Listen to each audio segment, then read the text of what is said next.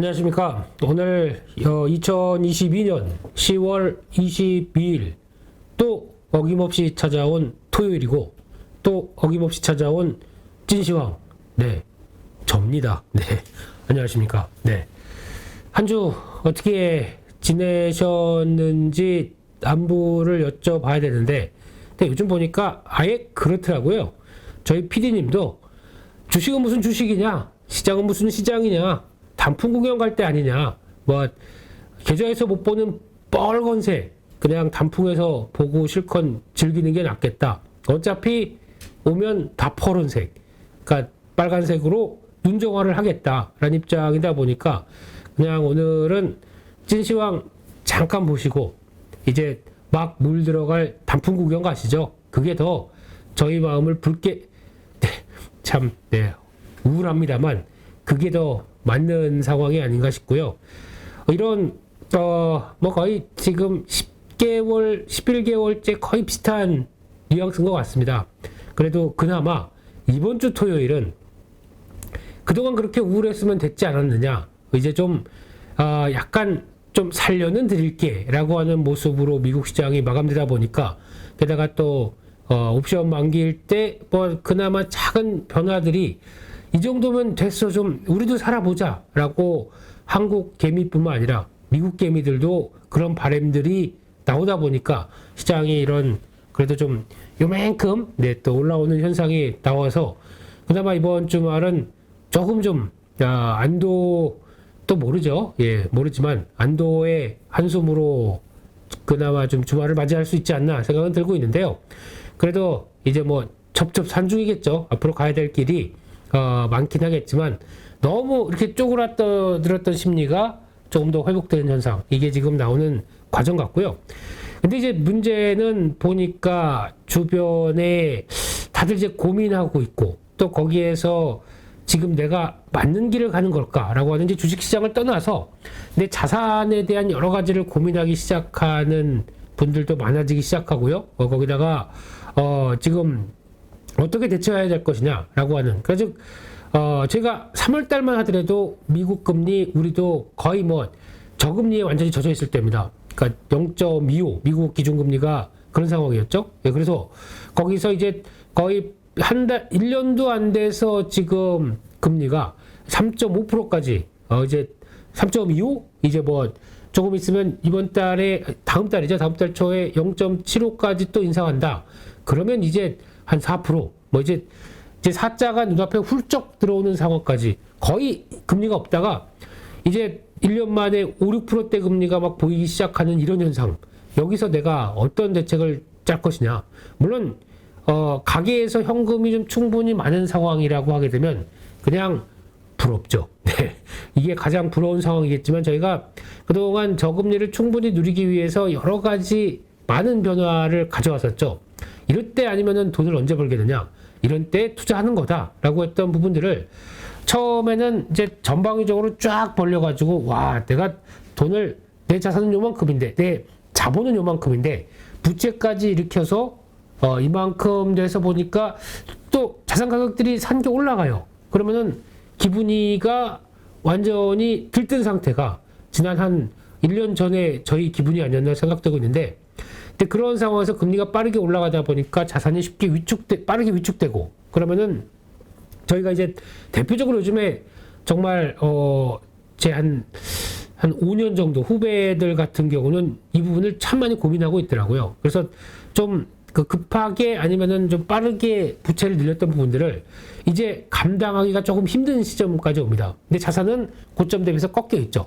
그렇다고 하더라도 앞으로 이게 만약에 금리가 계속 고정이 높은 금리로 유지가 된다라고 하게 되면 내 자산은 또 지금 버틴다고는 하는데, 그러면 자산이 하락하기 시작한다 그러면 그때부터는 상당히 위축이 들어오기 시작하겠죠. 그래서 부동산 같은 경우도 마찬가지입니다. 뭐 따라 사서 나 이럴 때 매번 전세만 돌아다니다 보니까 진짜 짜증나 죽겠다. 계속 전세값 올려줘야 되고, 그냥 그러려니 그냥 사자.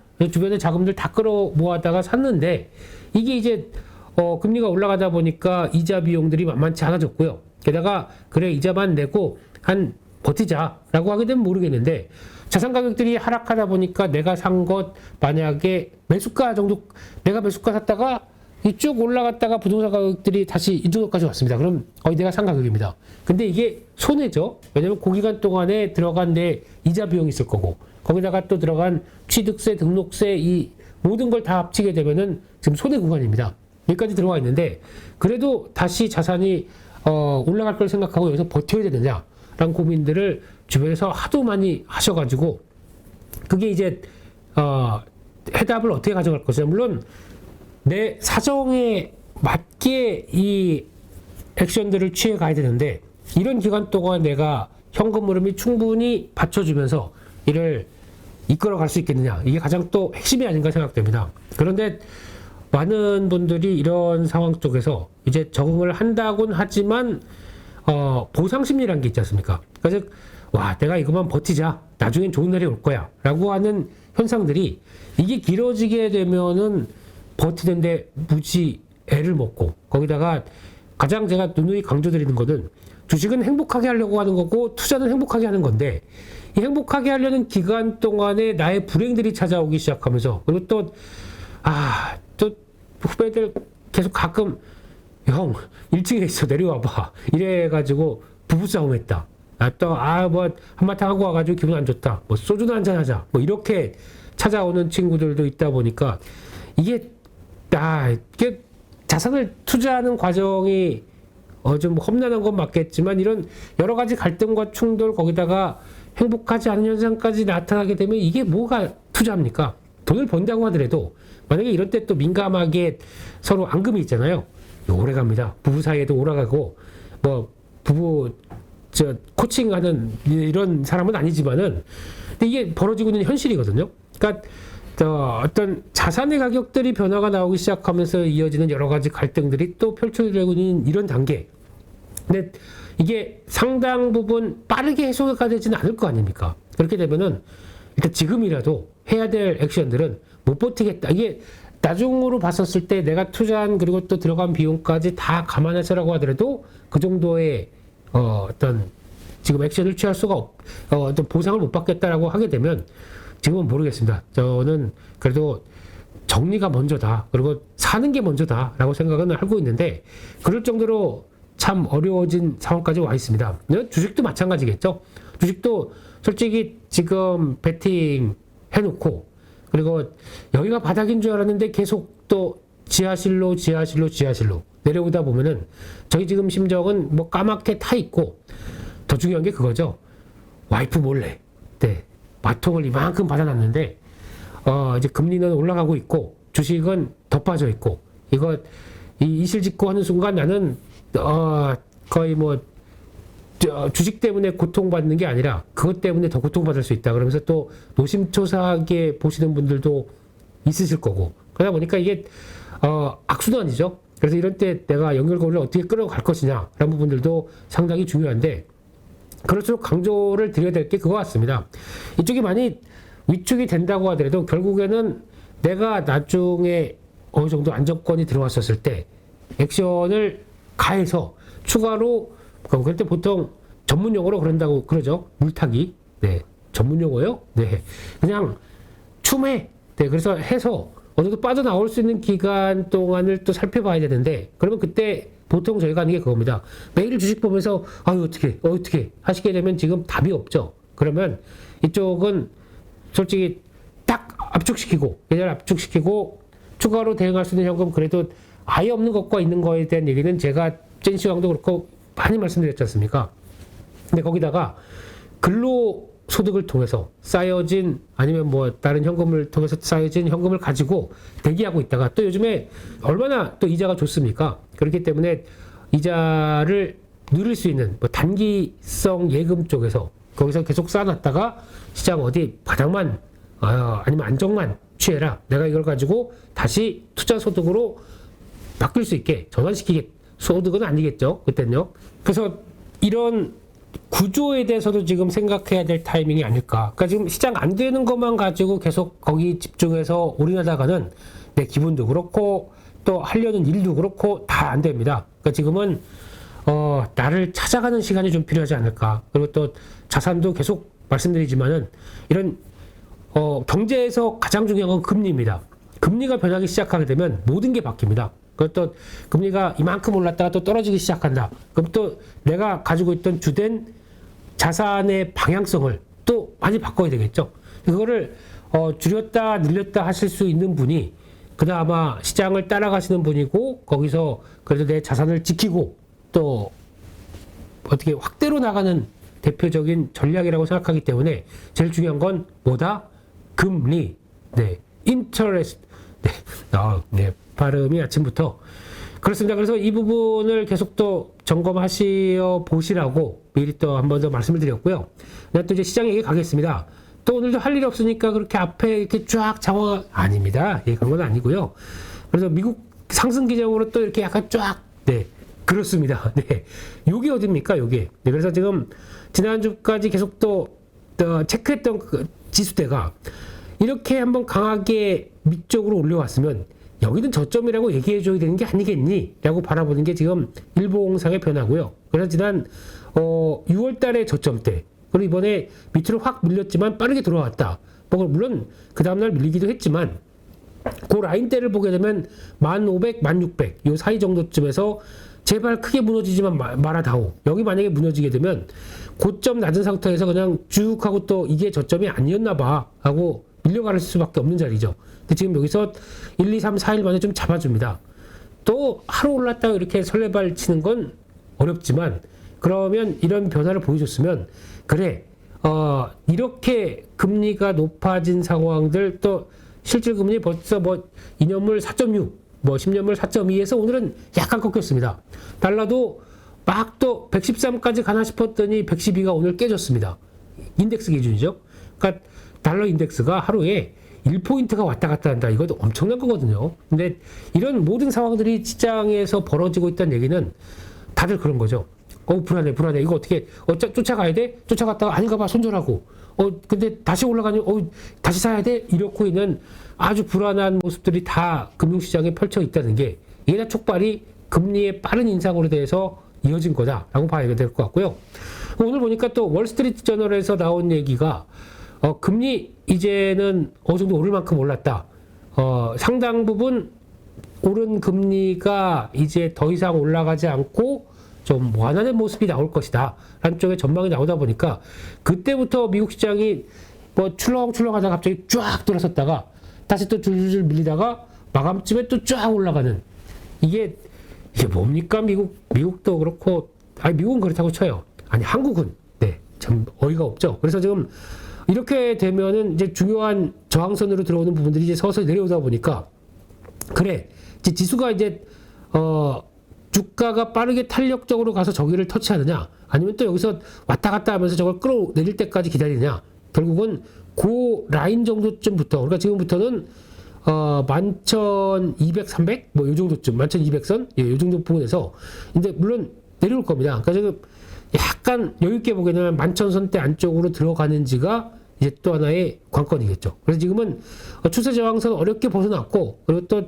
심리적으로 압박받던 저항대들을 벗어나면서 나오는 흐름들, 이게 지금 미국 시장의 현재 10월 마지막 주죠, 거의. 네, 마지막 주를 다가서는 변화인데, 중요한 거는 이제 좀 어떻게 좀 돌려보자라고 하는 마음에서도 다음 주에 보면은 시총 1위 애플부터 시총 2위 마소, 네, 마이크로소프트, 네, 그리고 또 3위 애마존, 네, 이거 다 들어오죠. 이러다 보니까 대기업, 빅테크 기업들의 실적 발표를 보고 있는 상황에서 지금 몇 개 실적 발표했던 회사들은 그나마 선방했다, 아주 크게 많이 위축되지는 않았다는 쪽으로는 봐야 될 것 같습니다. 물론 살짝 매출이 줄었다든가, 수익성은 방어했는데 매출이 줄었다든가 하는 이유 때문에, 오늘 스냅챗 이거는 무시하겠습니다.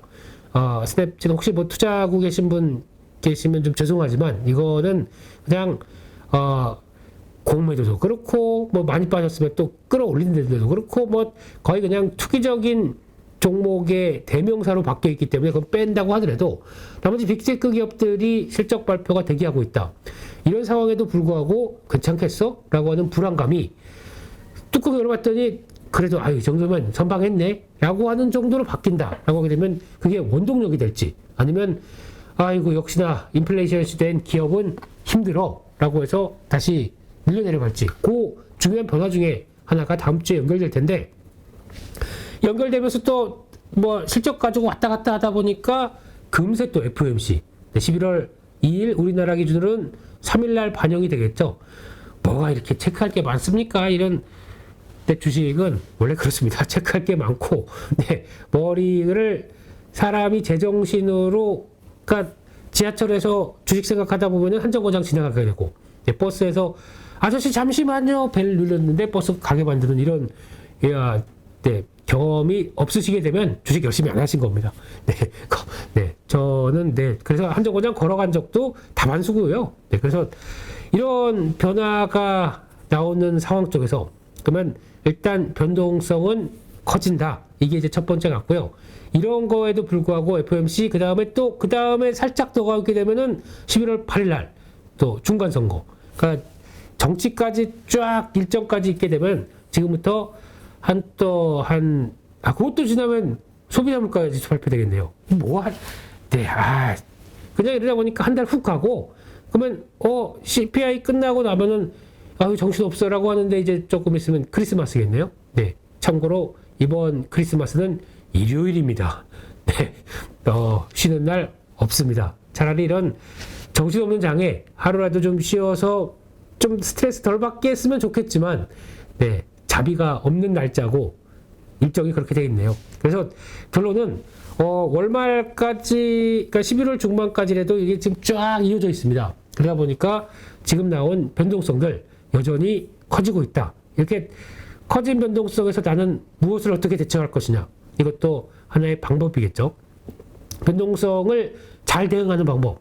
첫째는 변동성 클 때, 그러니까 보수적인, 그러니까 지금 시장은 약간 위축된 모습이기 때문에 약간 방어적인 쪽을 가져가야 되거든요. 근데 보통의 경우는 그렇습니다. 이제 턴했어, 이제 바닥인 것 같아. 그러면 사자 그러면서 약간 뭐 장중에도 차트가 이뻐 보여, 지금 차트가 이뻐 보여로 들어가면 절대 안 됩니다. 왜냐면은 차트가 이뻐 보이는 상황들은 일단 바닥 만들고 여기서 턴하는 과정들입니다. 그러면은 벌써 한 5, 6% 이렇게 올라가면서 하나 주가 한번 그거 볼까요? 차트가 이뻐 보여라고 해서 요즘에 대표적으로 나왔던 종목 중에 하나가 이런 종목입니다. 한 이틀 전으로 가볼게요. 이틀 전으로 가보게 되면 딱 이렇게 나옵니다. 저항 막 받고 있다가 거래 실리기 시작하면서 위쪽으로 딱 실립니다. 그리고 또 보니까 이때 이틀 전만 하더라도 기관들이 무지 사고 있어요. 우와, 이런 장에서 그래도 하나 어떤 뭔가 변화를 보여줄 만한 종목이 아닌가. 그래서 이렇게 올라갈 때 따라서 합니다. 이렇게 되면 한 여기까지 가겠지. 그래서 한 10% 정도만 먹고 나와야겠다. 이런 어려운 장에, 네, 시장이 그래 줍니까? 자네 호구 왔는가? 그러면서 바로 그 다음에 쭉쭉. 이게 이날 밀린 거 지금 종가가 3% 밀렸고요. 이날이 종가가 5% 밀렸습니다. 합쳐서 10% 먹으러 들어갔다가 9% 깨집니다. 이렇게 나오는 게 지금 시장 동향이거든요. 그러니까 차트가 이뻐서 들어가는 거는, 그러니까 만약에 중요한 거는 이런 상황 쪽에서 이거 보고 대응하라 라고 하게 되면 살짝 이게 지금 단기적으로 좀 제 기준에는 좀 저항이 좀 심한 자리까지 들어와 있거든요. 밑에서 쭉 올라오다 보니까 지속적으로 하락하고 바로 반등하게 되면 지금 여기 저항권, 여기 지금 빨간색으로 칠해진 여기 그물이 쫙 쳐져 있으면서 올라오면은 호구를 맞을 준비가 돼 있네. 이렇게 돼 있는 상황들이거든요. 근데 여기서 무리하게 되면은 바로 이렇게. 그러면 차트 이쁘게 보고 샀는데 차트가 무너졌네. 이거 매도해야지. 이런 것만 서너 번 나온다. 그러면 이런 약세장에서 다 당합니다. 네, 그렇기 때문에 차트가 이쁘다라는 관점에서 들어가는 거는 지금은 보통 이제 시장이 이제 횡보한다든가 아니면 약간 턴에서 우상향하기 시작하게 됐을 때 이런 패턴과는 차이가 있습니다. 그렇기 때문에 지금 시장 에너지가 그렇게 나오지 않는다라는 관점 쪽도 체크하면서 보시게 되면은 지금 해야 될 저희 입장은 그나마 차라리 펀더멘탈 지금까지 쭉 리포트도 보고 동향도 봤는데 실적에 그렇게 큰 변화가 없다고 그래요. 근데 주가만 많이 빠진 경우 있죠. 이런 쪽은 오히려 지금이 차라리 단기 낙폭 과대가 이평선하고 이격이 이만큼 벌어져 있다. 차라리 이걸 노리는 게 낫겠죠. 그러면 힘들어도 뭐 더 빠질 것 같아도 결국에는 여기서 반발이 나오게 되면 한 하루 이틀 안에 지금까지 뭐 한 달 동안 내내 하락했던 거 하루 이틀 산에 그 한 30-40%를 돌려버릴 수가 있습니다. 차라리 그게 낫다는 얘기죠. 그게 오히려 지금은 낙폭과 대지를 노리는 또 하나의 디테일이 여기서 나오지 않나. 그래서 지금은 이런 차트 보게 되면 또 어떤 현상이 나오냐면 저희가 다 그렇죠. 아, 이렇게 어리지러운데 뭐 먹을 거 없을까 하면서 다 이제 하이에나처럼 돌아다닙니다. 하이에나처럼 돌아다니는데 다들 이거 보고 있을 거예요. 그러면 오, 저렇게 올라오는 거 차트 이쁜 거 이런 거 그래. 너도 사고 나도 사고 다 살 준비하고 있었을 때 그거는 시장에서는 반대로 역용할 수가 좋다는 얘기죠. 그래서 그거는 꼭 체크를 하되 기술적 분석 지금까지 보셨던 거 2020년, 21년도에 어떤 주가가 분출하는 현상을 그대로 따라가지 말자.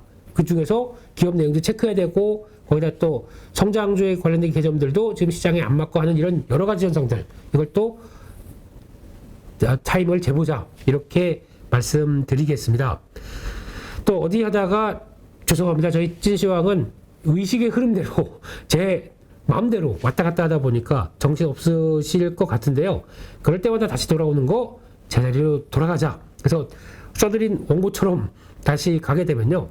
원고 뭐 볼 게 있겠습니까? 그냥 시장 살아있는 시장 얘기가 더 낫지 않을까요? 네, X 하면 안 되죠.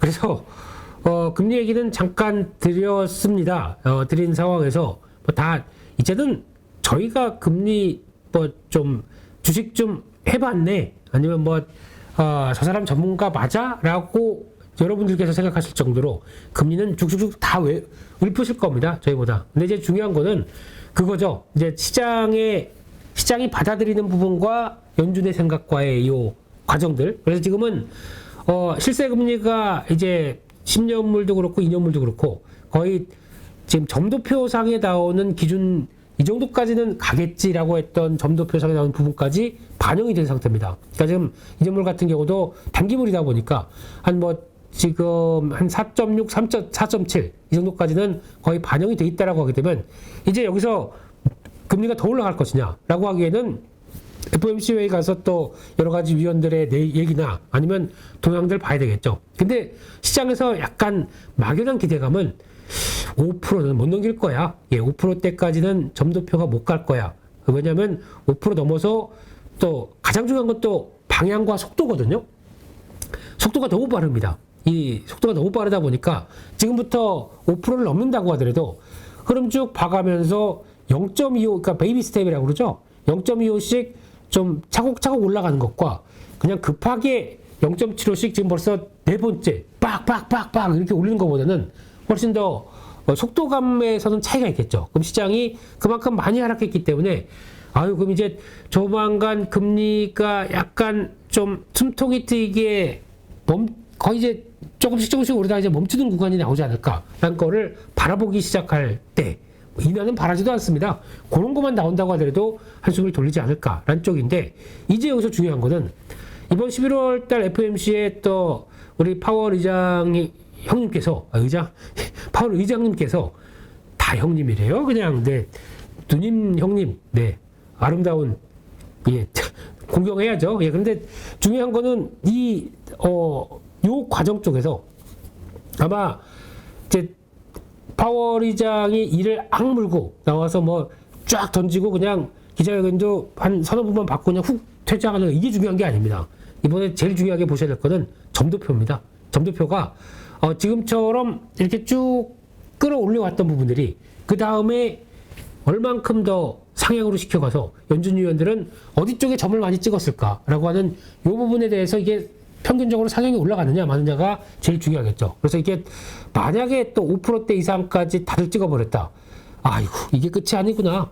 한 4%대까지 급하게 왔는데 또 뭐 12월 달 75bp 그러면 이제 4.75 또 다음 내년 가게 되면은 한 50 그러면은 한 5.25 뭐 이렇게 나오는 이런 변화가 또 오겠구나라고 하다 보면 시장이 또 급격하게 실망하겠죠. 그러니까 이런 변화가 나오다 보니까 또 이것도 지금까지 나온 뉘앙스는 그겁니다. 인플레이션 관련된 지표가 둔화된 거 말고 이런 거 필요 없다. 둔화된 데이터를 보여다오. 그러니까 피크아웃 징후에 대해서 신경 안 쓰겠다. 피크아웃 된 자료 갖다 다오. 그 우리가 보고 해석하겠다. 라는 쪽이다 보니까 그게 이제 가장 핵심이게 되면 그냥 CPI, 뭐 코어 CPI, 근데 코어 CPI가 빠진다고 하더라도 연준의 입장으로 보게 되면 그건 그래. 뭐 부동산의 구조적인 흐름들은 우리도 다 알고 있어. 하지만 에너지 가격들 여전히 이런 상황이다. 우리가 어떻게 해야 되겠니? 라고 하게 되면 이것도 또 하나 민감하게 봐야 될 부분들이 겨울로 들어가는 북반구죠. 이런 때 하늘이여 좀 도와주세요. 뭐 이렇게 볼 수밖에 없습니다. 이번 겨울 그래도 좀 그나마 매서운 추위가 없었으면 하는 바람으로 가야 되겠죠. 이런 상황에서 추위까지 매섭게 들어온다.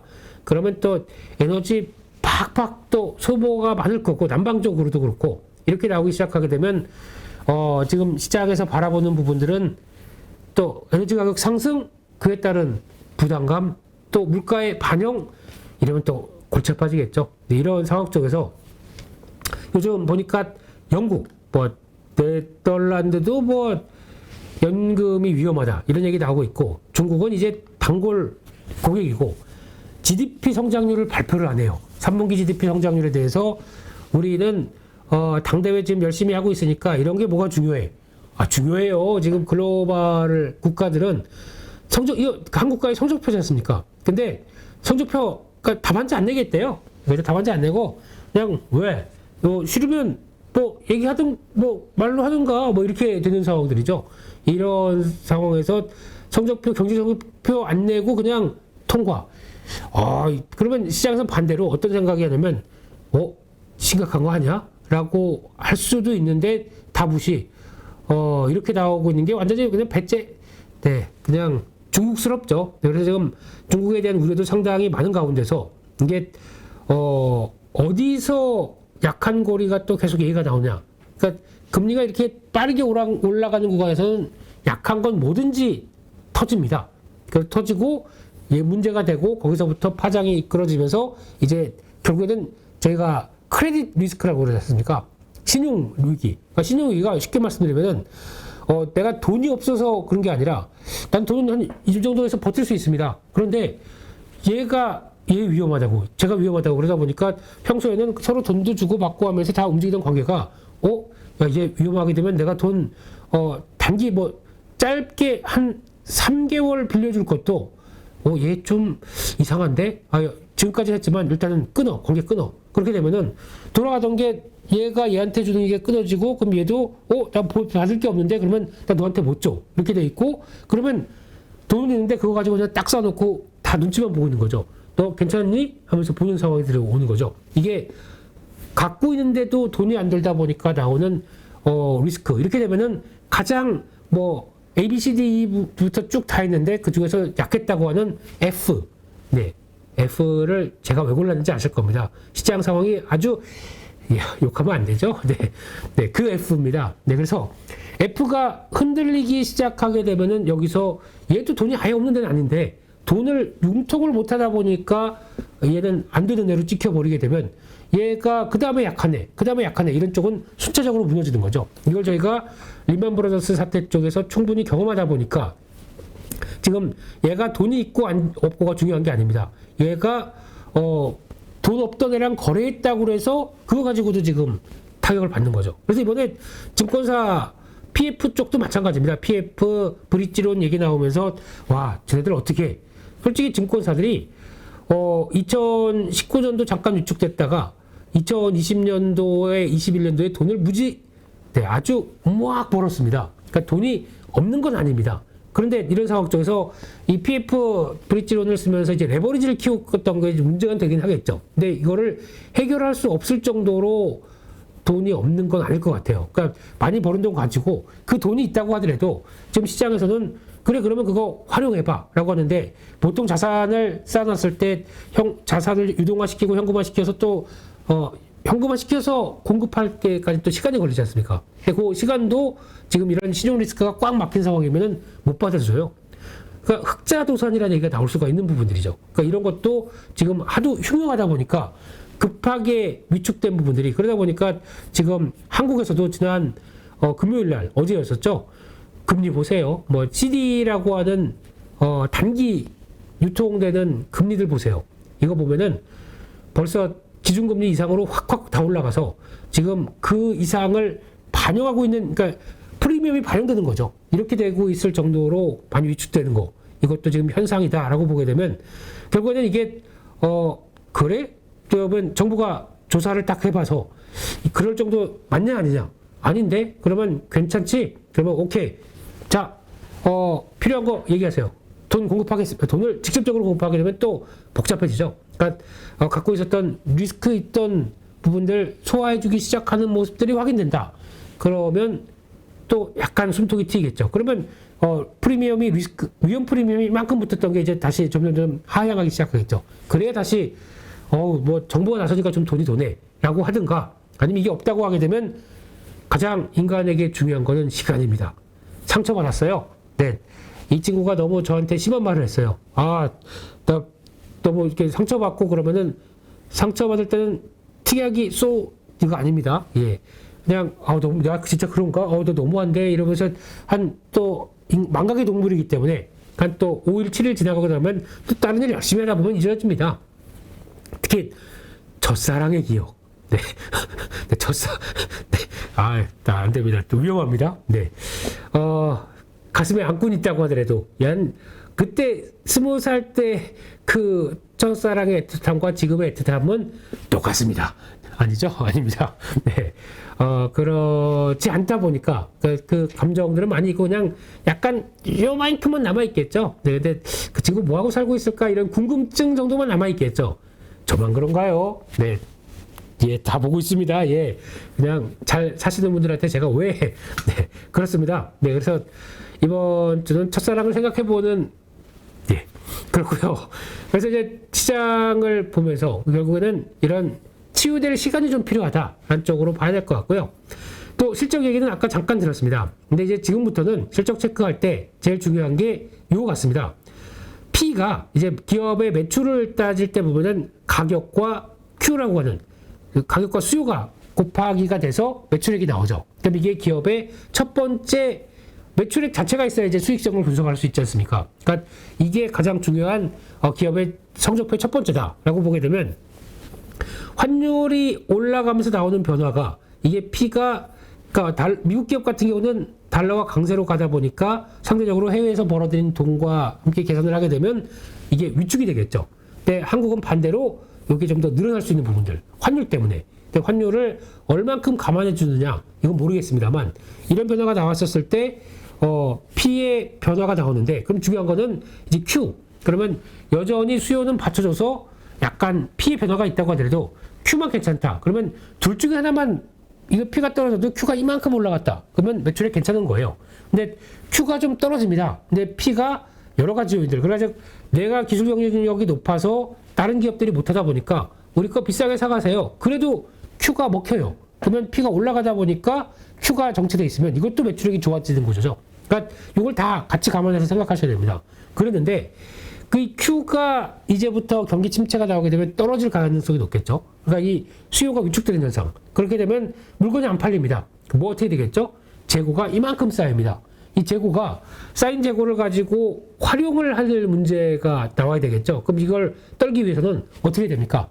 이게 할인 판매해야 되겠죠. 그러면은 할인 판매하게 되면 재고가 늘어난 거를 떨어뜨려서 팔다 보니까 P가 떨어집니다. 반대로 말씀드리게 되면 이런 위축기가 나오기 시작하게 되면 Q가 떨어지는데 재고가 쌓이다 보니까 재고 처리 위해서 P가 떨어지면 P와 Q가 다 하락합니다. 실적이 좋아질까요? 안 좋아집니다. 이게 지금부터 경기 침체가 다가온다라고 했을 때 여러분들이 보셔야 될 기업들 실적과 관련된 변수 중에 가장 핵심입니다. 그런 쪽에서 그러면 여기서 매출액 자체가 이제 위축되는구나.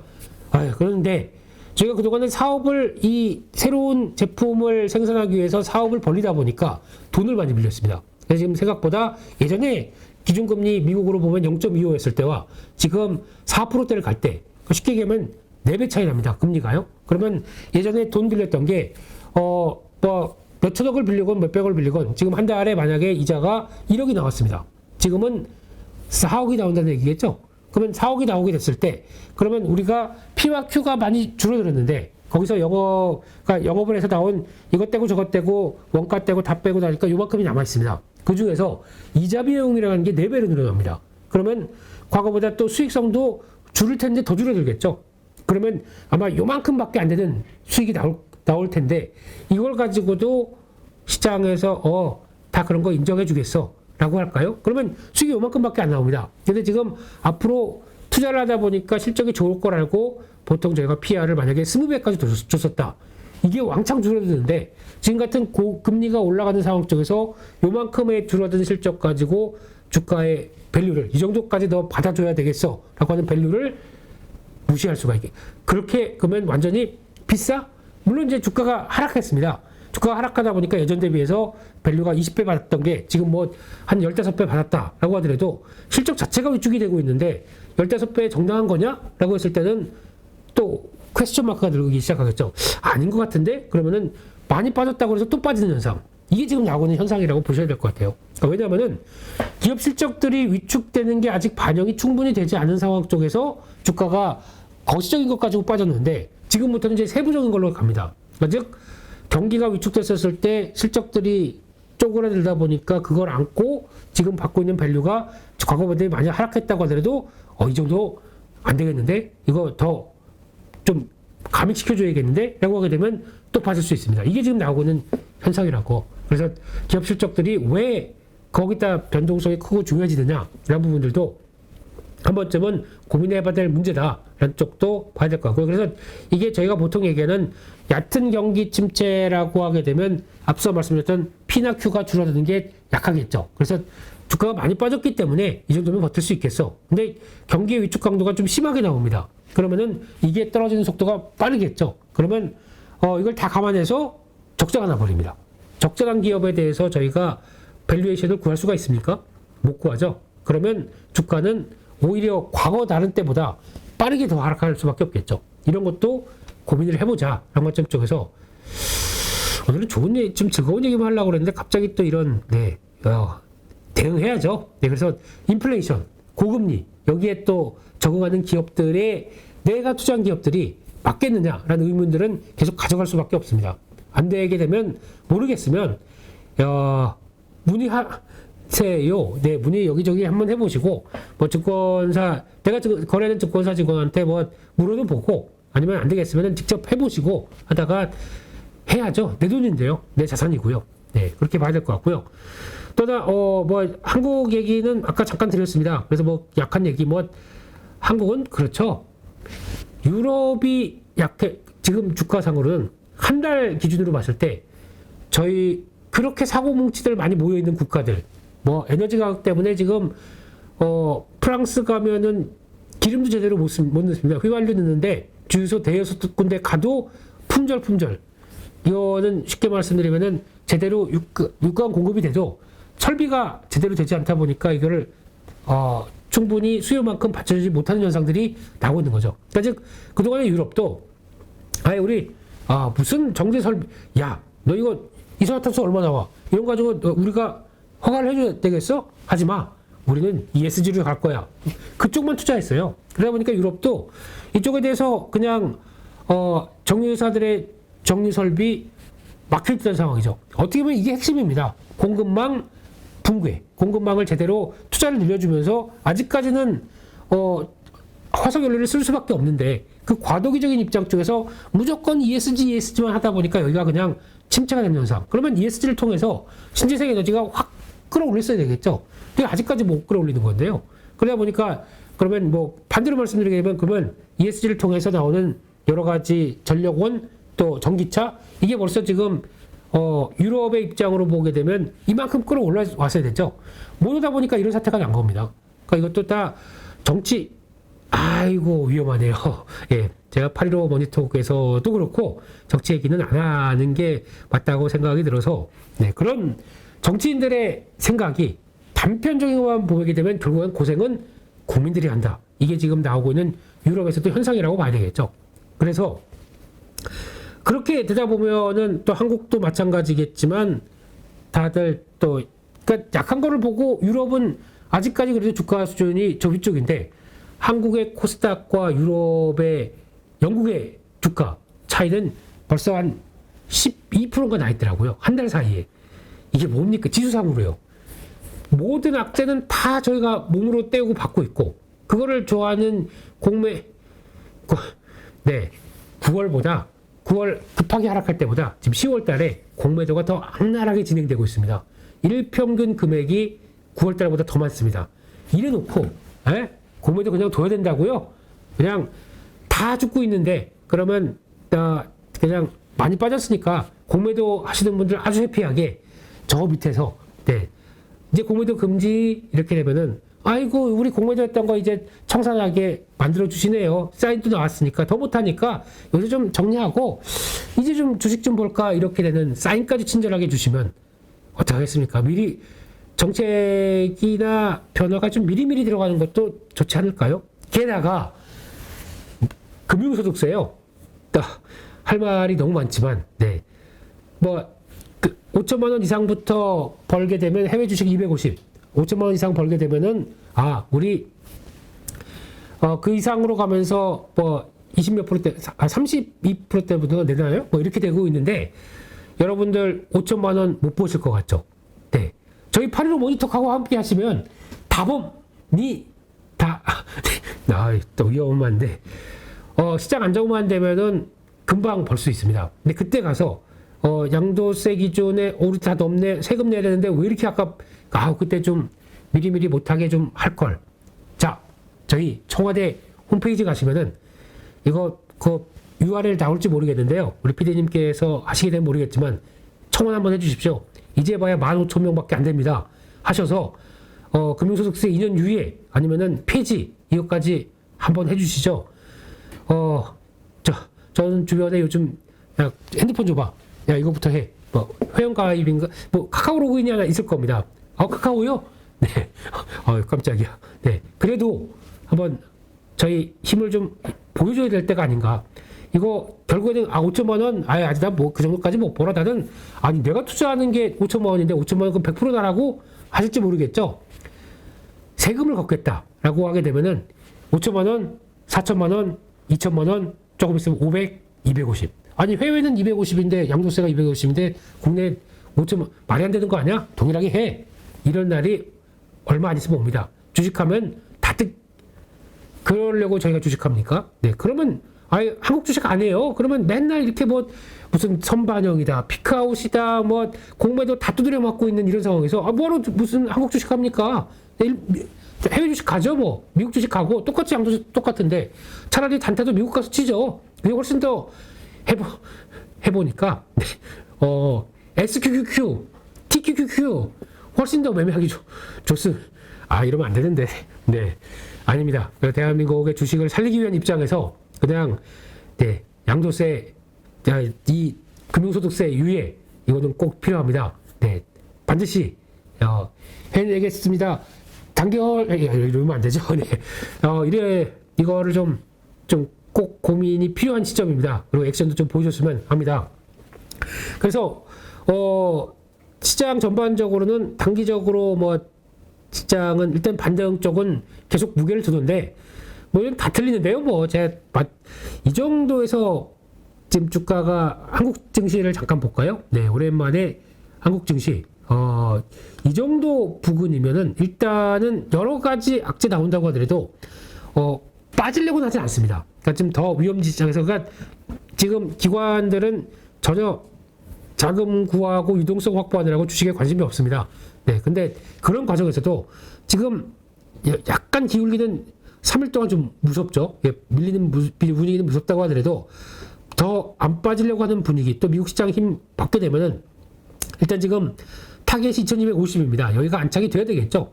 그러니까 특히 좀 3일 사이에 나왔던 요 지지권 흐름 보게 되면 2200원 좀 지지하겠다는 무지한 노력들이 보여줬기 때문에, 그래서 좀 돌아가려고는 시도를 하는데, 여기가 안착돼서 자연스럽게 나오는 이 저항선과 이 부분이 맞닿으면서 돌파를 시도하는 모습들이 확인돼서 어렵게 그 위쪽으로 들어선다라고 하게 되면 조금 좀 숨통이 트이겠죠. 근데 일단은 경계해야 될 거는, 만약에 시장이 이 정도까지 와서 지금 기준으로는 여기가 쭉 내려오면서 2290이네요. 네, 2290. 그리고 또 조금 더 내려오게 되면 요 안쪽까지 좀 들어와서 일단 그러면 지금보다 약 한 100포인트, 80포인트 정도 올라가는 거죠. 한 3, 4%? 이 정도까지 올라가는데 여기서 고민이 필요한 거죠.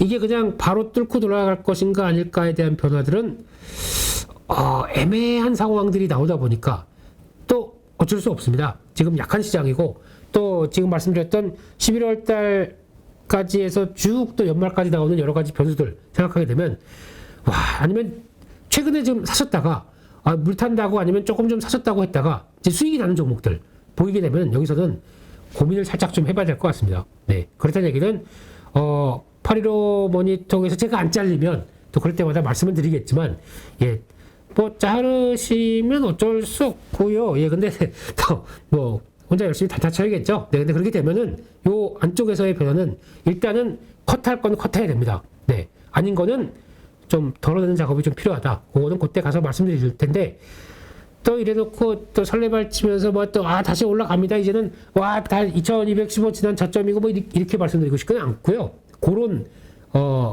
변화들 요거는 뭐 좀 반등 나왔을 때도 그 지수의 흐름과 저희 액션은 다른 겁니다. 지수는 흘러가더라도 저희가 저점 때 다 팔아버리거나 고점에 매수하거나 이거는 정반대와 이어지는 상황이지 않습니까? 시장을 맞춰서 매매했다고 볼 수가 힘들겠죠. 근데 지수가 움직일 때 그 정도 때에서 내가 해당 종목과 갖고 있는 액션들을 지수와 맞게 움직인다라고 하게 되면 이만큼 올랐으니까 더 갈 것 같은 이런 모습일 때도 앞서 보여드렸죠. 지금 기술적 분석 잘 안 맞습니다. 기술적 분석이 모든 게 다가 아닙니다. 그렇기 때문에 뉘앙스와 시장의 큰 방향들이 뭔가 단기 반등에 대한 욕구가 충분히 나왔고 거기서 좀 경계 목소리가 나올 수 있는 지점이다. 그러면 또 항상 약세장은 반등 시 매도가 그러니까 추세선 저항선 맞고 나왔을 때는 반등 시 매도가 제일 맞고요. 강세장은 조정 시 매수가 제일 맞습니다. 이 가장 큰 방향이 이거지 않습니까? 그럼 이번에도 반등 시 매도가 어느 정도 목에 차는 자리까지 올라왔다. 저희가 저거 돌파하겠네 라고 바라보는 것보다 뭘 해야 될까요? 네. 어느 정도 저항권 들어왔을 때는 좀 계좌를 솎아내는 작업들, 잡초 같은 종목들, 이거 진짜 다시 찾아봐라 했던 종목들의 변화가 어느 정도까지 들어왔다 그러면 덜어내는 게 필요합니다. 마찬가지로 강세장에서는 저거 사고 싶었는데 조정 들어오네 더 빠질 것 같아. 이게 아니라 조정권 들어와서 이렇게 들어온다 그러면 사야죠. 액션을 취한 자와 또 약세장에서 액션을 취해서 위험을 관리하는 자가 큰 변화가 차이가 납니다. 그것도 한번 체크해 보시라라고 말씀을 드렸습니다. 그래서 지금 종목 중에서 이번 주 종목을 거의 말씀을 안 드리려고 무지 노력했습니다. 왜냐하면 시장이 이렇게 어려운데 위축되어 있는데 뭘 과연 할 수 있을까 싶어서 특이한 거 몇 개만 볼까요? 지금 항공주 잠깐 보다 보니까 또 지난 대한항공 같은 경우도 다시 쭉 빠져버렸습니다. 네, 좀 환율과 그리고 또 유가 두 가지 변수가 거시적으로 작용하고 있고 또 조선업 같은 항공업 같은 경우는 지금 이제 그동안에 약간 위축됐던 그래서 재무구조가 안 좋을 수밖에 없겠죠. 업황이 안 좋다 보니까 재무구조가 많이 위축되고 계속 자금을 끌어들여만 하는 상황들인데 그런 쪽에서 이제 제주항공 같은 경우가 그렇죠. 지금 주가도 많이 밀리고 추세가 유증 결정할 때가 또 얼마 안 남았지 않습니까? 그러다 보니까 이런 패턴들이 남아서 지금 이걸 벗어날 거야를 바라보는 게 아니라 지금 당장 금리가 이렇게 올라가다 보니까 또 빠르게 조달했던 자금들에 대한 부담들은 어떻게 될까라고 하는 위축세가 들어오는 거죠. 그래서 이런 게 만약에 환율이나 그리고 또 유가가 약간 좀 턴하기 시작했는데 좀 안정권으로 들어왔는데 주가만 그런 우려 때문에 또 많이 급하게 밀렸다. 또 기회가 나올 수는 있습니다. 근데 이게 단기적으로 이런 거 매매 못 하시는 분들은 하시면 안 돼요. 좀 낙폭이 컸다라고 하게 되면 액션을 취할 수는 있겠죠. 근데 그게 제한된 모습으로 대응하다 보니까 아닌 것 같을 땐 또 대응할 수는 빠르게 나와야 되고 하는 관점이 나오게 되면 일단 항공주는 지금 시점에서 약간 들어갔던 것도 보시게 되면은 외국인들은 계속 사고 있습니다. 그런데 주가는 기관들이 아이고 이거 조금 올라왔네 바로 팔아버리죠. 이런 쪽에서 아마 그래도 앞서 말씀드렸던 거시지표가 살짝 안정받게 되면은 또 반등은 나올 겁니다. 왜냐하면 이런 살 수 있는 회사들 같은 경우는 또 하나의 변화라고 봐야 되겠죠. 근데 그런 것도 체크해가면서 지금은 또 안 좋다고 하면서 우르르 밀리다 보니까 심리도 안 좋죠. 근데 그걸 기회로 만들 수 있는 변화들도 체크를 해야 되겠지 않을까라는 생각이 들고 있고요. 또 하나 이제 나스미디어 요즘에 움직임이 조금 많이 올랐습니다. 많이 올랐는데 앞으로 할 일을 생각한다. 제가 가장 감명 깊었던 건 이 자리입니다. 쭉 오르다 보니까 차익 매물이 나와요. 근데 시장 안 좋을 때였죠. 근데 그 다음날 번쩍 올라가는 거 보고 아하 이거는 감이 팍 오는 뭐냐면 여기서 돌렸거든요. 이 지지권 안쪽에서 들어갔다가 여기서 빨리 돌아가는 이런 패턴들 이런 거는 한번 주의 깊게 보세요. 요 가격대가 안 오고 그 지점에서 주가 만약에 그 지점에서 샀다라고 되면 주가 수익률이 중기적으로 쭉 커지는 경우가 많습니다. 그런 정확한 패턴을 보여줬습니다. 그래서 나스미디어 지금 기준으로 비싸다 아니면 뭐 넷플릭스랑 뭐 한다며 광고를 통해서 광고 서비스를 하는데 만약에 내가 왜 9,900원까지 내? 그냥 딱 잘라서 광고 5분 보는 거 뭐 어때? 5분 볼 때 다른 거 하면 되지. 화장실 갔다 오거나 켜놓고 화장실 갔다 오거나 아니면 뭐 간식 가지러 가거나 그러면 되겠죠. 그거를 생각한다라고 하게 되면 차라리 반값으로 볼래 라고 하게 되면 또 보니까 그렇대요. 반값으로 보고 차라리 다른 뭐 애플 TV 플러스 뭐 디즈니 플러스 이거 하나 더 볼래 이렇게 얘기하시는 분도 있더라고요. 신박한데요? 네. 그래서 그렇게 나오기 시작하게 되면 가입자 수가 이쪽으로 는다. 나스미디어의 호재겠죠. 그런 쪽으로 그 대상할 수 있는 고객층이 커진다. 그럼 서비스를 할 수 있는 고객층이 커진다. 더 긍정적인 모습이겠죠. 그럼 주가가 요 정도까지는 적어도 쭉 가지 않을까. 근데 중요한 거는 단기 추세가 이탈되면 안 됩니다. 지금 나오는 추세 흐름들 보이시죠? 요거 감안하시면서 대응을 하시되 이거는 오른 종목이기 때문에 또 차트가 이쁘다고 하기 때문에 이런 거 들어가지 마시고 한번 보고 계시다가 또 이런 눌림목 자리 들어온다라고 하게 되면 그런 때 노리시는 게 좋지 않나 한쪽에서 바라보시되 이러면 또 사실 것 같아가지고 오른 종목입니다. 차트 이쁜 종목 제가 뭐라고 그랬죠? 네, 그냥 막 들어가시면 안 됩니다. 이런 것도 감안하시고 자리 한번 잘 보자 라고 말씀드리고 싶고요. 또 마지막으로 한 종목 더 볼 게 뭐 있을까요? 지금 재료종기 한번 볼까요?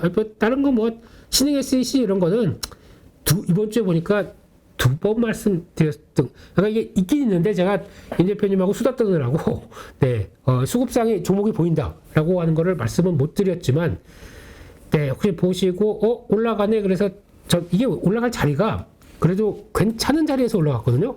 물론 이것도 어제 매매해봤다고 저러네 라고 하실지 모르겠지만 이게 지금 여기 안 깹니다. 41,500원대 안 깹니다. 돌아가기 시작해요. 그리고 갭상승이 나왔어요. 그리고 또 삼성 SDI 발 얘기가 막 나오기 시작합니다. 뭐 해야 됩니까? 삼성 SDI 밸류체인 찾아야 되겠죠. 이거랑 상신 EDP 이것도 찾아야 되고 똑같죠 패턴이. 그렇게 나오는 이것도 저점 안 깼습니다. 이런 변화가 나오게 되면 대응해봐야 되겠죠. 그러니까 이런 단기적으로 시장에서 대형주가 벌어지는 거 보고 그거에 연관성이 있는 게 그러니까 미리 공부를 해두셔야 돼요. 아니면 뭐 어디 벽에다 붙여놓으셨던가 자료가 있던가 그거 보고 그래도 맞아 저거지 라고 하면서 따라갈 수 있는 이런 투자 아이디어 이거는 미리 제가 잘했다는 게 아니고요. 이게 돼 있는 분들이 오히려 더 시장을 짧은 수익이라도 오늘 이거 만약에 분봉 볼까요? 이거를 분봉이 안 나오겠죠? 이거 이렇게 나오네. 이것도 설정이 안 됐네요. 네. 분봉 본다고 하더라도 한 4~5% 그러니까 올라가면서 따라갔다고 하더라도 종가까지 해서 괜찮거든요. 그러니까 그런 것도 한번 보셨으면 좋겠다라는 쪽도 말씀드리고 또 이런 쪽이 흔들리죠. 재룡전기 또 마지막이네요. 네, 재룡전기 이거는 어제 조선주가 흔들리다 보니까 유가에 대한 부분들이 여러 가지 또 적점 때 밀리고 약간 정체를 보이다 보니까 이런 조선주, 조선기자재 다 별로 안 좋습니다. 실적이 안 좋은 게 아니라 시장에서 수급을 한번 보세요. 기관들이 대표적으로 이런 종목도 볼까요? 올해 연간 기준으로 보게 되면 올라와 있네. 오른 종목들 실적이 어떻게 되고 앞으로 아무 신경도 안 씁니다. 야 포트에 봐봐. 이거 오른 거 이거 있잖아. 왜 안 던지고 뭐해? 지금 이거 던져서 유동성이라도 확보해. 이런 게 지금 기관들의 패턴이죠.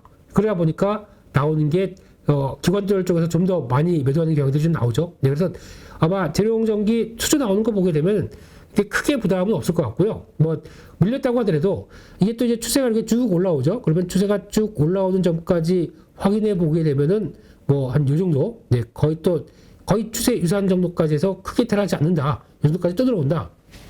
제가 보기에는 기회일 수가 있겠죠. 그래서 안 갖고 계시다라고 하게 되면 또 이렇게 쭉 밀려 내려가는 자리 쪽에서 한번 또 기회 요인 찾아보는 거. 근데 거래 보세요. 뭐 예전에 나왔던 거래 있나요? 예, 거의 가볼 텐데라고 하는 이런 매매들도 있다는 걸 좀 보시면서 대응하셨으면 좋겠습니다.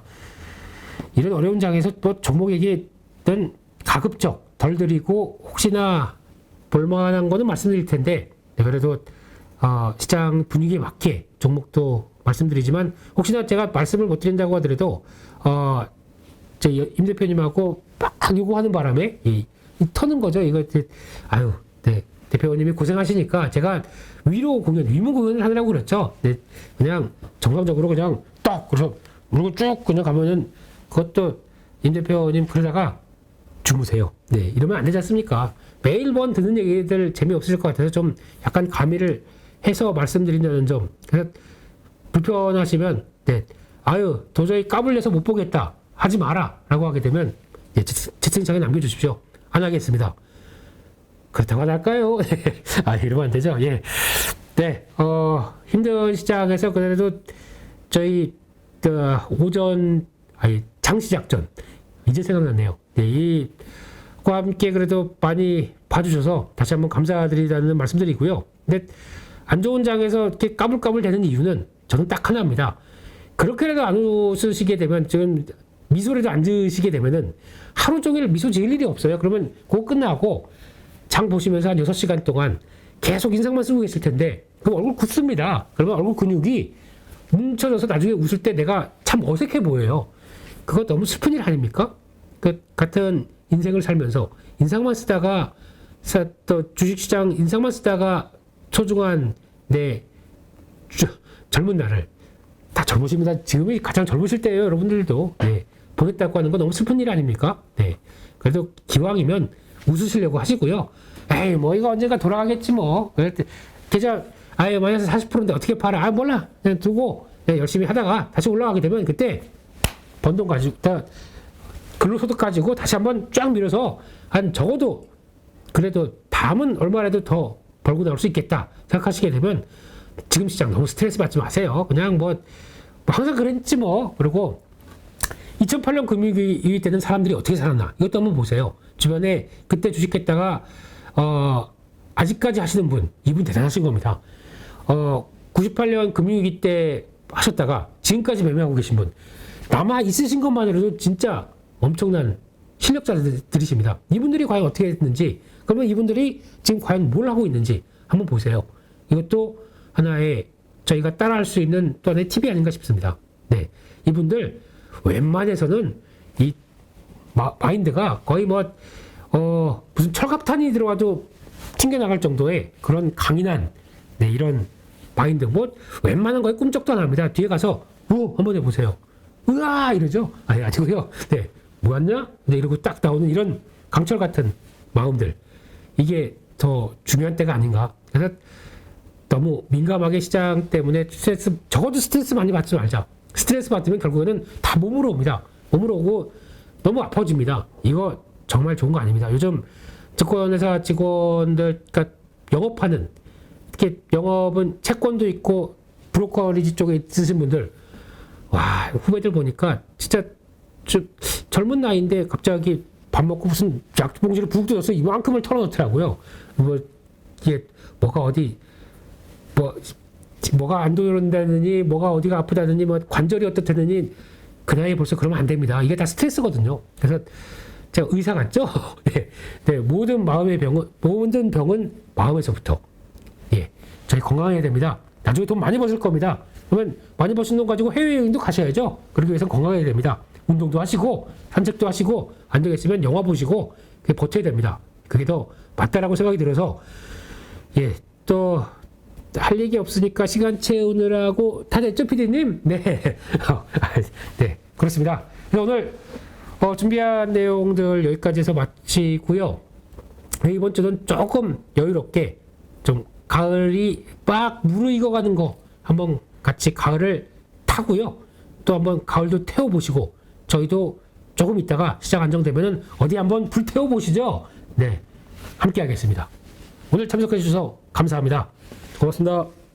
김정수 저자님 2021년도에 13억이라고 어떻게 그렇게 벌 수 있었을까요? 저도 단타나 초단타, 장기 투자도 다 해봤는데 제 성향상 그 세 부분은 다 실패했었고요. 주식 투자는 이게 평생 할 수 있는 직업입니다. 주식 투자를 그렇게 오래 하려면 무엇보다도 다른 사람한테 종목 이런 거를 의뢰하거나 추천받아서 하면은 오랫동안 할 수가 없습니다. 스스로 혼자 할 수 있는 그런 능력을 배워야 됩니다. 그래서 누구나 1시간 안에 200개 종목에서 좋은 종목을 고를 수 있는 그런 능력을 배양할 수 있도록 제가 도와드리려고 그렇게 하고 있습니다.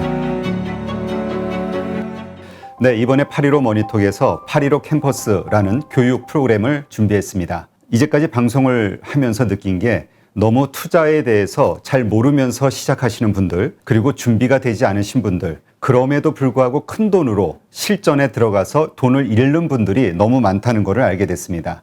이러한 분들, 다시 한번 체계적으로 주식에 대해서, 투자에 대해서 공부하고 지금까지는 돈을 잃었더라도 앞으로는 자신만의 어떤 투자 원칙을 세우고 돈을 벌 수 있는 그러한 계기를 만들고 싶어서 8.15 캠퍼스를 준비했습니다. 한국 주식시장에 맞는 투자법과 관련해서 단기 매매 혹은 초단타, 장기 투자 혹은 스윙 여러 가지의 방식들이 있는데요. 어떤 것이 옳다 그르다 판단하기는 좀 어려울 것 같습니다. 결국은 그 투자를 하는 사람의 성향이 어떤지 그리고 그 자금의 성격이 어떤지에 따라서 가장 본인에게 적합한 투자 방식을 찾는 게 필요하지 않을까. 그러기 위해서는 먼저 이러한 다양한 투자법들에 대해서 알아야지만 나에게 맞는 투자법이 무엇인지를 판단할 수 있지 않을까 생각을 합니다. 이론적이 아닌 실제 투자에서 큰 수익을 내신 분들, 자신만의 어떤 기법 혹은 투자 노하우를 가지신 분들을 첫 번째 대상으로 삼았습니다.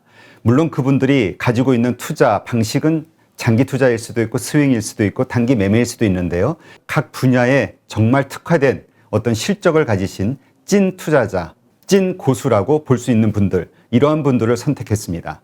그리고 전체적인 주식시장에 대한 이해, 그리고 투자자들의 심리, 특히 한국 주식시장의 데이터들을 훤히 알고 있는 거시적 관점으로도 시장을 바라볼 수 있는 애널리스트, 이코노미스트들도 8.15 캠퍼스와 함께 합니다. 이번 8.15 캠퍼스에서 첫 번째로 준비한 교육 프로그램은 2021년 시장 정말 힘들었습니다. 많은 분들이 공감하실 텐데요. 그 시장에서도 매달 1억 이상의 수익을 올리신 13억 이상의 수익을 낸 찐 고수시죠. 단기 매매로 그러한 수익을 내신 분입니다. 이분의 특징은 자신만의 원칙으로 종목을 발굴하는 기법을 가지고 계시다는 거죠.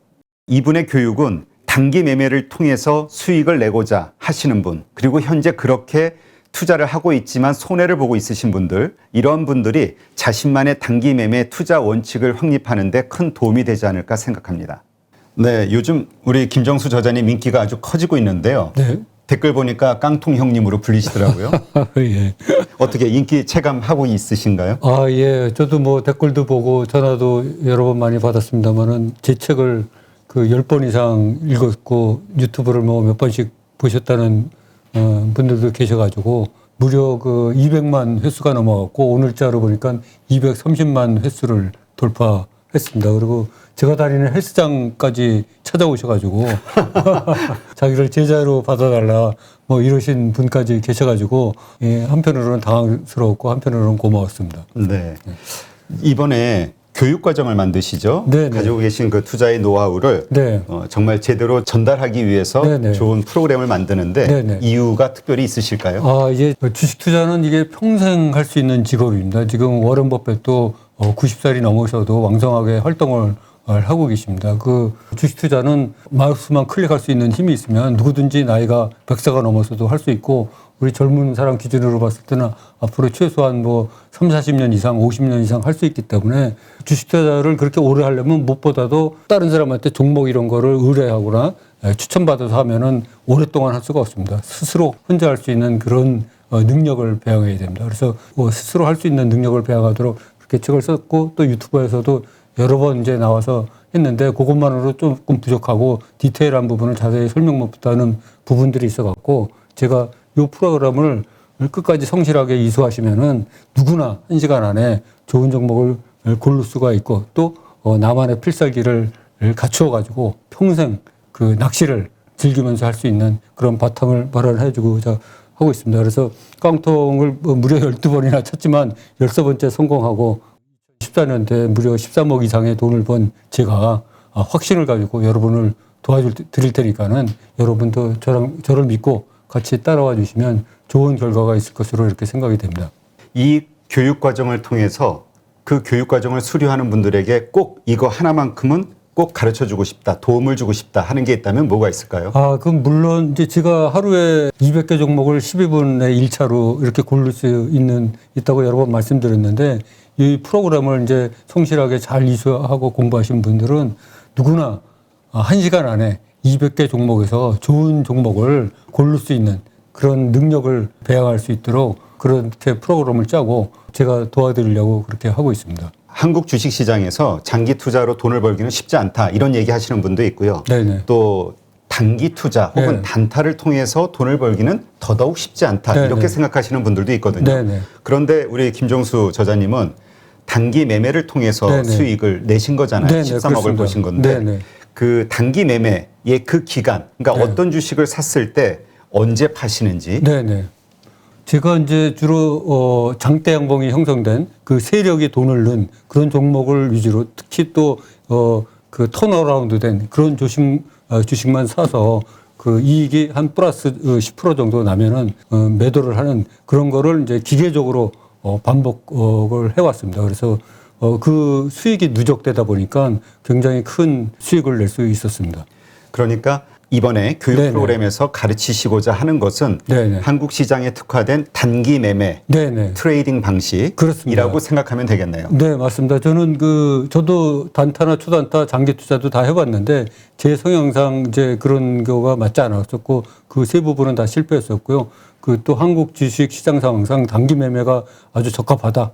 이렇게 생각이 들어서 단기 매매에 집중해서 하다 보니까 이렇게 좋은 성적을 거둘 수 있게 된 것 같습니다. 어떤 분들이 단기 매매 투자에 적합하다고 보세요? 제가 생각하기에는 한국 사람들의 90% 이상은 단기 매매에 적합하다고 생각하고 있습니다. 왜요? 왜냐하면 한국 사람들의 그 성격이 그 빨리빨리 문화에 자리 잡고 있는데 이 단기 매매는 비교적 단타나 초단타보다는 느리지만 며칠 만에도 승부를 볼 수가 있고 평균 보유 기간이 장이 좋을 때는 뭐 1개월에서 2개월밖에 안 되고 또 뭐 장이 이렇게 요새 같이 안 좋을 때는 뭐 3개월에서 6개월 이렇게 잡고 할 수 있기 때문에 한국 사람 성향하고 딱 맞는 거로 이렇게 생각이 됩니다. 자, 그럼 이번에 8.15 캠퍼스에서 어떠한 방식으로 그 단기 매매로 돈을 벌고자 하는 분들에게 네네. 그 노하우를 전수해 주실 건가요? 그 절대 사지 말아야 될 종목 12가지 유형이 있습니다. 그거는 제가 5만 건 이상을 거래하면서 제가 물렸던 거를 전부 분석을 해보니까 그 12가지 유형이 나오더라고요. 또 반드시 사야지 될 종목 유형도 12가지가 나옵니다. 그래서 모두 이 24가지가 있는데 이 24가지가 제 책에는 아쉽게도 한 가지 종목밖에 그 예를 못 들었습니다. 근데 이번 영상에서는 종목을 순차적으로 이렇게 소개를 하면서 이게 왜 이렇게 됐는지, 왜 이런 일이 벌어졌는지, 결과는 어땠는지를 차근하게 설명을 드릴 거고요. 또 제 책에서 아쉬웠던 부분이 그 200개 종목을 한 개에서 5개 정도 좋은 종목으로 추리는 과정을 거의 축약적으로 설명을 했기 때문에 실제로 그 일반 분들이 책만 보고 쫓아오기는 굉장히 힘듭니다. 그래서 그 200개 종목을 일일이 하면서 이 종목은 왜 선택이 되고 이 종목은 왜 선택이 안 됐는지 그런 거 원인과 그런 거를 자세하게 설명드리면은 몇 번씩 보시다 보면은 스스로 그런 능력이 되지 않을까 이렇게 생각을 합니다. 그런데 이제 VOD 네. 강의만 보고 배운다는 게 쉽지 않다. 하다 네네. 보면은 생각과는 다른 네네. 여러 가지 어려운 문제들이 생기잖아요. 네네. 그래서 영상만 보면서 과연 배울 수 있을까 이런 생각 하시는 분들 있을 네네. 수 있을 것 같은데요. 네네. 그래서 저희가 이제 한 달에 한 번씩 그 라이브 방송으로 궁금하게 생각하시는 분들을 직접 소통을 하면서 궁금증을 받아서 그 자리에서 바로 대답을 드리고 이렇게 하는 그 시간을 마련해서 그 문제를 해결해 드리도록 하겠습니다. 8.15 캠퍼스를 통해서 평생 활용할 수 있는 종목 선정 방법을 여러분께 알려드리도록 하겠습니다. 그거 내 특급 비밀인데. 아니, 내가 이 공개 방송이라 갖고 수익률을 제대로 얘기를 못 하는데 이제 유튜브에 나와서도 그래서 내가 뭐 한 20% 30% 이상 그렇다 그러는데 사실 내가 며칠 전에 계산해 보니까 작년에 이제 그 수익률을 따져 보니까 한 70% 이상 벌었더라고. 그러니까 작년 상반기는 사실 수익률이 100% 이상이었어.